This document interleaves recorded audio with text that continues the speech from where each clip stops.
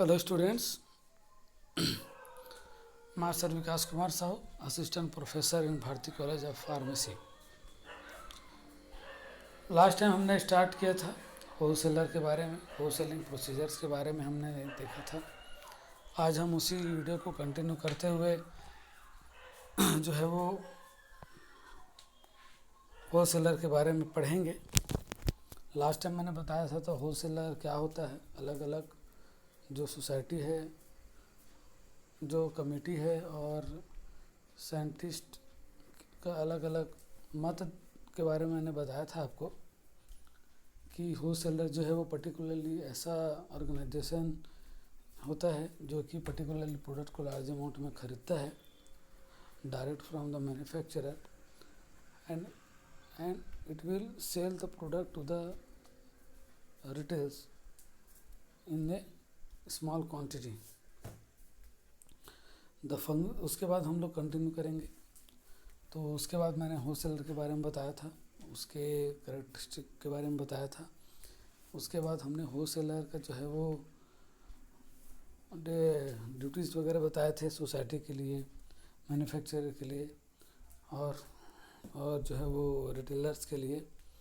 अब हम देखते हैं जो फंक्शन ऑफ द होलसेलर किस तरीके से जो है वो फंक्शन क्या क्या है होलसेलर का, उसके बारे में हम देखते हैं। Selling and promoting. जो होलसेलर होता है उसका मुख्य कार्य जो है वो सेल करना होता है प्रोडक्ट का। जो भी मैन्युफैक्चरर जो है वो अपना प्रोडक्ट जो है वो बनाता है तो उस पर्टिकुलर प्रोडक्ट को मार्केट में लॉन्च करना, उस पर्टिकुलर प्रोडक्ट को अच्छे, क्योंकि वह जो होलसेलर होता है वह लार्ज अमाउंट में प्रोडक्ट खरीदता है और it is the link between the manufacturer and retailer. तो जो मुख्य काम जो रहता है होलसेलर का वह जो है वो सेलिंग करना, मैन्युफैक्चरर से डायरेक्ट जो है वो प्रोडक्ट को जो है वो खरीदता है तथा वह रिटेलर्स को कम क्वांटिटी में जो है वो सेल करता है। तो सेलिंग जो है वो मुख्य काम है। उसके बाद हम देखते हैं प्रमोशन। प्रमोट करता है कोई भी पर्टिकुलरली प्रोडक्ट को सेलिंग मार्केट में, उसका सेल बढ़ाने के लिए वह जो है वो क्या करता है, उसको प्रमोट करता है, प्रमोशन करता है। जैसे कोई नया प्रोडक्ट जो है वो इंट्रोड्यूस हुआ है तो उसको बेचने के लिए, उसकी जो सेल को बढ़ाने के लिए है ना, वो क्या करे, प्रमोशन करता है। कैसे कैसे प्रमोशन करेगा, अलग अलग प्रकार के जो है वो लुभावने स्कीम्स दे के, है ना, जैसे कैश डिस्काउंट और गिफ्ट आइटम्स, ये सब जो है वो दे के, या फिर पम्पलेट के थ्रू, न्यूज़पेपर के थ्रू, एडवर्टाइजमेंट के थ्रू, रेडियो के थ्रू, टेलीविज़न के थ्रू, एडवर्टाइजमेंट के थ्रू जो है वो पर्टिकुलरली किसी प्रोडक्ट का जो वो क्या है जो वो प्रमोट कर सकता है। उसके बाइंग एंड एजोरमेंट बिल्डिंग्स, खरीदारी करना। होलसेलर का मेन काम रहता है खरीदारी करना। कहाँ से खरीदारी करना, प्रोड्यूसर से। प्रोड्यूसर कौन होते हैं, मैन्युफैक्चरर कंपनीज होते हैं जो कि डायरेक्ट जो है वो प्रोडक्ट को जो है वो बनाते हैं और उससे जो है वो खरीदारी करता है अपना होलसेलर। और इजॉर्टमेंट द बिल्डिंग, और जो है वो बिल्डिंग जो है वो अलग करके रखता है, पृथक करके रखता है बिल्डिंग को, जिसमें जो है प्रोडक्ट को जो है वो स्टोर करके रखता है। बल्क ब्रेकिंग, बल्क अमाउंट में जो है वह प्रोडक्ट को खरीदता है प्रोड्यूसर से ताकि वह जो सेल को जो है वह बढ़ा सके, है ना। उसके बाद जो होलसेलर होते हैं वेयर हाउसिंग, मतलब जो मेडिसिन जो भी बल्क अमाउंट में खरीदे हुए हैं बहुत ज़्यादा, उसको क्या है वो एक पर्टिकुलरली जगह में स्टोर करके रखना, उसको जो है वो स्टॉक करके रखना ताकि मार्केट में रिक्वायरमेंट के हिसाब से वह इंस्टेंट जो है वो प्रोडक्ट जो है वो प्रोवाइड हो सके रिटेलर के पास, और वह रिटेलर से कस्टमर तक प्रोवाइड किया जा सके। इसलिए वेयर हाउसिंग करना भी मुख्य जिम्मेदारी होती है होलसेलर की। ट्रांसपोर्टेशन सुविधा प्रदान करना, जो भी मेडिसिन जो है रिटेलर के द्वारा जो ऑर्डर दिया जाता है, चाहे वो ऑनलाइन दिया जाता है या ऑफलाइन दिया जाता है, तो जो होलसेलर की है वह यह जिम्मेदारी होती है कि वह जितने भी प्रोडक्ट हैं उसको एक पर्टिकुलरली अमाउंट डिसाइडेड रहता है, उसके हिसाब से वह जो है ट्रांसपोर्टेशन सुविधा प्रदान करता है रिटेलर्स को, ताकि जो मेडिसिन है वो इंस्टेंट मिल जाए पर्टिकुलर रिटेलर्स को और वह अपने कस्टमर को सेटिस्फाई कर सकें। तो ट्रांसपोर्टेशन सिस्टम भी बहुत ज़रूरी है मैन्युफैक्चरर में। आज के मार्केट कंपटीशन को देखते हुए जो अधिकतर जितने भी होलसेलर्स हैं वह यह स्कीम स्टार्ट कर चुके हैं कि ट्रांसपोर्टेशन सुविधा के द्वारा जो मेडिसिन है वो डायरेक्ट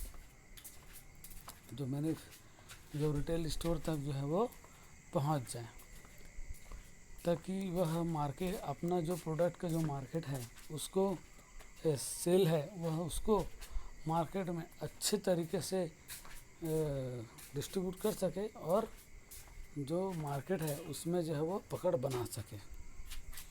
फाइनेंसिंग फैसिलिटी, फाइनेंस जो है वो मैंने बताया था कि अधिक से अधिक अमाउंट में जो है वो प्रोडक्ट को ख़रीदना, ताकि वह जो है वो अधिक से अधिक जो है वो सेल कर सके किसी भी पर्टिकुलर प्रोडक्ट का। इसके लिए उसको अधिक से अधिक फाइनेंस फैसिलिटीज़ देने पड़ेंगे, अधिक से अधिक पैसा फंसाना पड़ेगा। रिस्क बेयरिंग तो रहता है मैंने होलसेलर को, क्योंकि जितने अमाउंट में अधिक अमाउंट में ख़रीदना रहता है उनको। अगर वो अधिक अमाउंट में ख़रीदे हैं तो यह भी ज़रूरी रहता है कि अगर वह जितने अमाउंट में जो वह ख़रीदा है तो वह पर्टिकुलरली उस प्रोडक्ट को सेल करे या फिर स्टोर करके ना रखे, क्योंकि अगर स्टोर करके रखेगा तो एक्सपायरी हो जाएगा। इसलिए रिस्क बेयरिंग भी रहता है, क्योंकि वह लार्ज अमाउंट में ख़रीदता है, बहुत ज़्यादा पैसा लगाया रहता है, तो उसको यह रिस्क रहता है कि वह जो प्रोडक्ट है वह बिकेगा कि नहीं बिकेगा मार्केट में। इस तरीके से जो है वो उसको जो है वो रिस्क बेयरिंग भी रहता है। उसके मार्केट इन्फॉर्मेशन, मैंने पहले ही बताया था, मार्केट इन्फॉर्मेशन कि जो भी नॉलेज रहता है वह जो प्रोड्यूसर फार्मास्यूटिकल इंडस्ट्रीज को प्रोवाइड करता है, जिससे कि वह मार्केट के हिसाब से जितने भी प्रोडक्ट होते हैं उसका जो है वो मॉलिक्यूल स्ट्रक्चर, मैन्युफैक्चरिंग और जो प्राइस जो है मार्केट में भी क्या चल रहा है उसके हिसाब से वह जो है वो फैसिलिटी प्रोवाइड करता है। कौन करता है? मैन्युफैक्चरर के द्वारा। तो इसके लिए जो भी होलसेलर रहते हैं वह मार्केटिंग इंफॉर्मेशन प्रोवाइड करता है मैन्युफैक्चरर को, और जो रिटेलर्स होते हैं उसको भी वह फैसिलिटी प्रोवाइड करता है, ताकि अभी जो मार्केट में होलसेलर के द्वारा कौन कौन से नए प्रोडक्ट जो है वो लॉन्च किए गए हैं और कौन कौन से जो वो नए मॉलिक्यूल जो इंट्रोड्यूस किए गए हैं मार्केट में, उसके बारे में जो है वो रिटेल को बताना।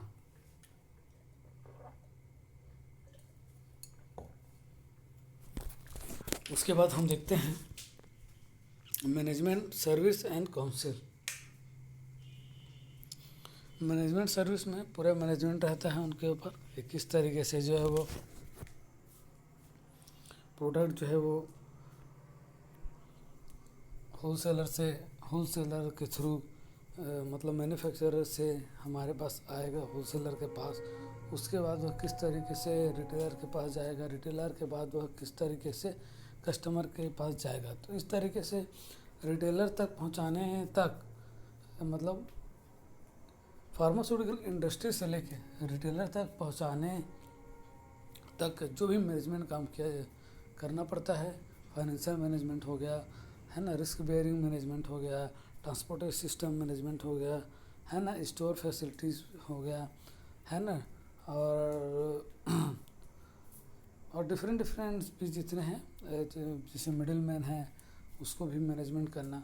तो दे आर द फ्लोइंग जो मैनेजमेंट सर्विसेज होते हैं उसको करना, तथा काउंसलिंग करना, पर्टिकुलर रिटेलर्स के पास जा जाके काउंसलिंग करना। किसी फार्म, सबसे पहले तो कोई होल सेलर जो रहता है वह अपने होल सेलर जो पर्टिकुलरली किसी फार्मास्यूटिकल इंडस्ट्री से उसका दवाई बेचने के लिए, है ना, जो अथॉरिटी लेना पड़ता है, जो आज्ञा लेना पड़ता है ना, उसके लिए वह पहले कांटेक्ट करता है, काउंसलिंग करता है किसके पास, इंडस्ट्री के पास, फार्मास्यूटिकल इंडस्ट्री के पास, ताकि वह जो है पर्टिकुलरली जो सेल करने की जिम्मेदारी है पर्टिकुलरली जो होल सेलर को दे दे, ताकि वह होल सेल में जो है उसका माल जो है वो बेच सके।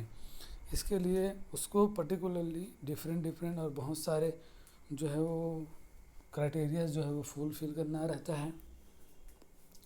जैसे कि पर्टिकुलरली अमाउंट में उसके पास फाइनेंशियल पोजीशन होना चाहिए, है ना, स्टोर करने के लिए जगह होना चाहिए, मार्केटिंग फील्ड होना चाहिए, उसके बाद इतने स्टाफ हो कि वह जो है वो मेडिसिन को जो है वो अच्छे से सेल कर सके।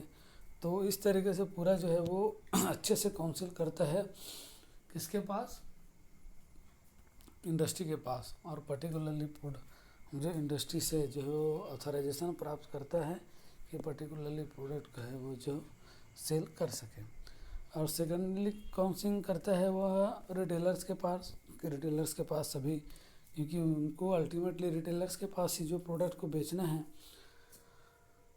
तो इसलिए वह सभी रिटेलर्स के पास या फिर मैक्सिमम रिटेलर्स के पास जो है उसके पास जो है वो बाय द टेलीफोनिकली या फिर डायरेक्टली जो है वो काउंसिल करता है कि पर्टिकुलरली प्रोडक्ट जो है हमारे पास अवेलेबल है, पर्टिकुलरली रेट में हम जो है वो कैश डिस्काउंट वगैरह समथिंग जो है वो बेनिफिट्स वगैरह प्रोवाइड करते हैं। इस तरीके से वह रिटेल के पास भी काउंसिल करता है, जिससे कि अल्टीमेटली जो अधिक से अधिक रिटेल जो है वो आके उनके साथ जुड़ते हैं, और जो है वो अल्टीमेटली रिज़ल्ट यह होता है कि जो है वो कोई भी इंडस्ट्री का पर्टिकुलरली प्रोडक्ट का जो है वो सेल जो है वो बढ़ता है। अब हम देखते हैं मेजर होलसेल टाइप्स। तो there are the two types, merchandise wholesaler and limited service wholesaler. तो जो मर्चेंडाइज होलसेलर होता है, full service wholesaler,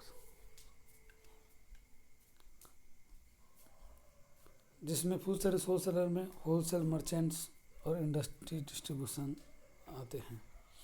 merchandise wholesale जो होता है वह उस प्रोडक्ट को सेल करता है, प्रमोशन करता है, मार्केटिंग करता है, जो पर्टिकुलरली जो है वो, है ना, मार्केट में इंट्रोड्यूस हुआ रहता है सेल करने के लिए, है ना, उसी को जो है वो होलसेल जो है पर्टिकुलरली प्रोडक्ट को लेता है। इंडस्ट्रियल डिस्ट्रीब्यूशन मतलब पर्टिकुलरली इंडस्ट्री से डायरेक्ट प्रोडक्ट लेके वह जो है वो सेल करता है, उसको बोलते हैं इंडस्ट्रियल डिस्ट्रीब्यूशन। तीसरा है, चौथा है limited service wholesaler. Limited service wholesaler मतलब वह जो लिमिट होता है पर्टिकुलरली एरिया में,